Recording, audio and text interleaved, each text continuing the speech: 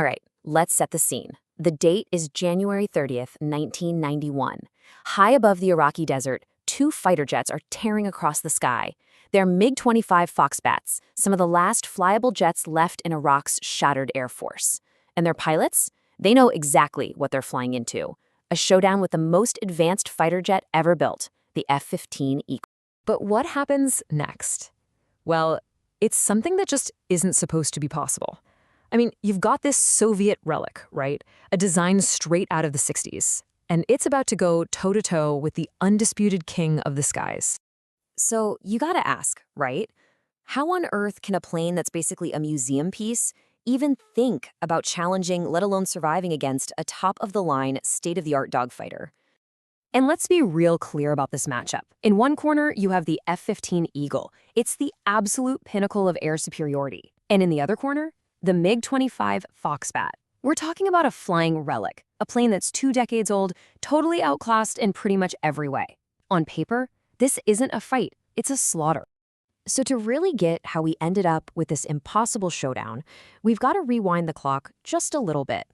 It all starts back in August 1990. Saddam Hussein, who at the time commands the 4th largest military on the entire planet, decides to invade and take over his neighbor, Kuwait. The world is, completely shocked. And when talking doesn't work, a massive coalition, we're talking 28 different nations, gets together to push him. And what came next? Wow. It was the biggest air assault we'd seen since World War II. Just imagine hundreds of coalition jets tearing through the night sky, methodically taking apart Iraq's entire air defense system with absolute ruthless precision. The coalition's strategy here was just brilliant and brutal. See, they didn't go for the planes first. They went for the brain. They hit the communication hubs, the ground control stations. Basically, they just turned the lights out on the entire Iraqi Air Force. The pilots were flying blind, totally isolated, and way outnumbered. The results? Yeah, they were devastating. So Saddam's watching his Air Force get picked apart piece by piece, and he makes a really desperate call. He basically tells his pilots who are still flying, get out of here, make a run for it. And so they do. They start streaking across the desert, flying super low. We're talking just meters off the ground, trying to stay under the radar, all in this desperate attempt to get their very expensive jets to the safety of neighboring Iran. And here's the crazy part. It actually worked. By the 28th of January, a whopping 82 Iraqi jets had slipped through the cracks and landed safely in Iran. You can bet the Allied commanders were absolutely stunned. So the coalition's response was quick and decisive. They set up what was basically a virtual wall of F-15 Eagles. These planes patrolled the Iranian border 24/7 with one job: trap the rest of Saddam's aircraft inside Iraq. No more escapes. So the coalition built their wall. But what they didn't know was that Saddam was about to bring out a battering ram. And you might be wondering, why this old jet? Well, here's the thing. Saddam's best fighter, the modern MiG-29, was a total bust. It lost every single fight it was in.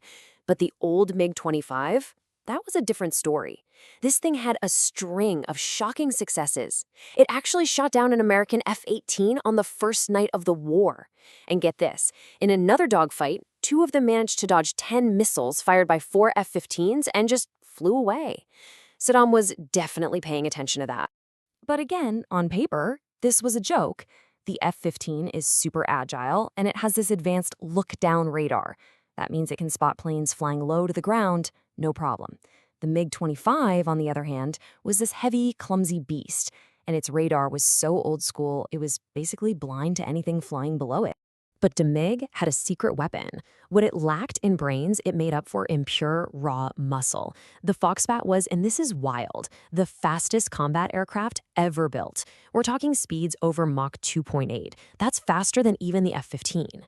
And it carried these enormous R-40 missiles that could reach out and touch someone from 80 kilometers away. So that was its whole game plan, right? A simple 1-2 punch. Get in fast, fire from a long way out, and get out even faster. And so, on January 30th, the Iraqis decided it was time to use that 1-2 punch to try and smash right through that F-15 wall.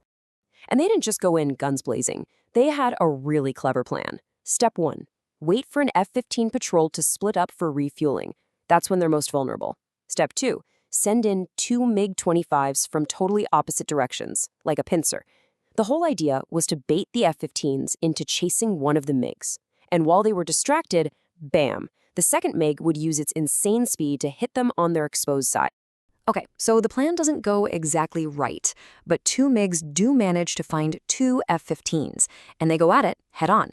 The F-15 pilot, Captain Heinemann, gets the first lock. This is it. He fires, and nothing. The missile's a dud. It just fails to light. The Iraqi pilot, Asamari, he doesn't wait around. He fires back with one of his huge R-40s, and it explodes right next to Heinemann's F-15, tearing up his left engine. The other American pilot, Dietz, he jumps in, desperately trying to help. He fires his first missile. It fails. He fires a second one. It literally gets stuck to the plane. Can you believe that?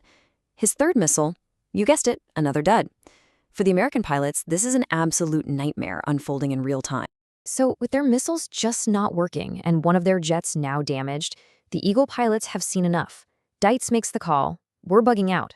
They disengage and head east, while the two MiG-25s, amazingly, retreat safely back to the west. So, what was the final score in this completely impossible dogfight? The official result is a draw. Think about that. Two ancient MiGs went up against two of the best fighter jets on the planet, flown by some of the best trained pilots, and they survived. But they didn't just survive, they actually damaged an F-15 and flew home without a scratch on them. It was an outcome that, frankly, nobody thought was even in the realm of possibility.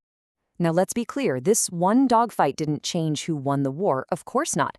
But it was a huge wake-up call, a really powerful reminder that technology isn't the be-all and end-all, that even the most advanced, most expensive piece of hardware in the world can be challenged. This engagement was pretty much the last gasp for Saddam's Air Force. But it leaves us with this incredible, timeless question, doesn't it? In any conflict, what happens when a clever strategy and just a little bit of luck go head-to-head with pure, overwhelming technological superiority?